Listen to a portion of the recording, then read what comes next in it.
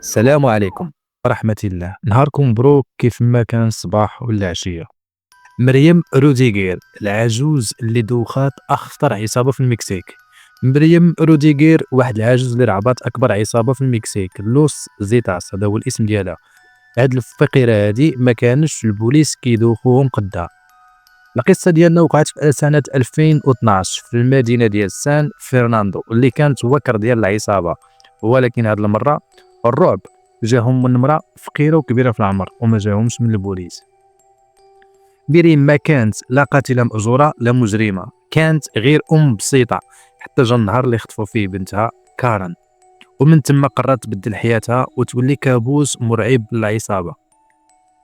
مريم روديغير تزادت في 1960 وعاشت حياتها كيف أي امرأة عادية، متزوجة وعندها 3 ديال الوليدات في مدينة صغيرة حتى الحدود مع أمريكا.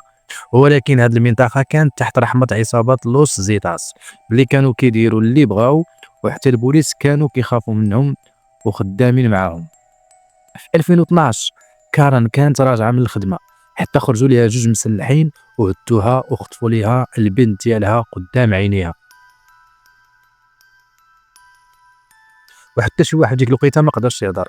العصابه خدات كارن بعيد، ومن بعد اتصلوا بميريم وقالوا ليها خصها تخلص فديه كبيره باش يرجعوا ليها البنت ديالها. العائله ضربت تماره باش تجمع الفلوس، ولكن بنتها ما رجعاتش، والعصابه بقات كتعصر عليها: زيد زيد ارى اللعاقه الا بغيتي بنتك. هنا فهمت ميريم ان بنتها مشات وان البوليس ما غادي يديروا والو، وقررت تاخذ الحق ديالها بيديها. اول حاجه دارتها بدات كتراقب واحد من افراد العصابه، وحفظت الاسم ديالو وقلبات عليه في الفيسبوك حتى لقات التصويره ديالو مع واحد البنت كتعرفها. بدات كتراقب هذيك البنت نهار بعد نهار حتى عرفت فين ساكن، شكون كيعرف وشكون كيدخل وشكون كيخرج معاه. ولكن البوليس ما بغاش يعاونها. انا قررت تاخذ الامور بيديها، بدلات ستايل ديالها وقصات شعرها وصبغاتو وولات كدوز على الجيران تدير راسها بالطبيبه باش تجمع المعلومات على العصابه. شهور وهي خدامه حتى في 15 سبتمبر الولد ديالها اللي سميتو لويس شاف واحد من الخاطفين في محل تجاري وعيط على ميريم وهي بلغت البوليس وجاو وشدوه. المجرم اللي شدوه فضح باقي افراد العصابه ومنهم واحد عنده 18 عام سميتو كريستين جوزيه، اللي غير شدوه بدا كيبكي وبغى يشوف امه رغم انه كان واحد من اللي خطفوا بنتها. مريم شفقت عليه وعطات ليه ياكل. هذا المجرم دل البوليس على مقبره جماعيه اللي كانت العصابه كتدفن فيها الجثث، وهنا مريم لقات الوشاح ديال بنتها اللي سميتها كارن، ولكن الجثه ديالها ما لقاوهاش حتى لسنه 2015، وكانت هذيك اصعب لحظه في حياتها.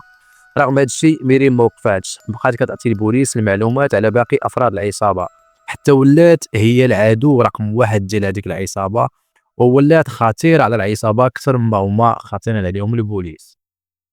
ولكن العصابه ما غاديش يبقاو ساكتين.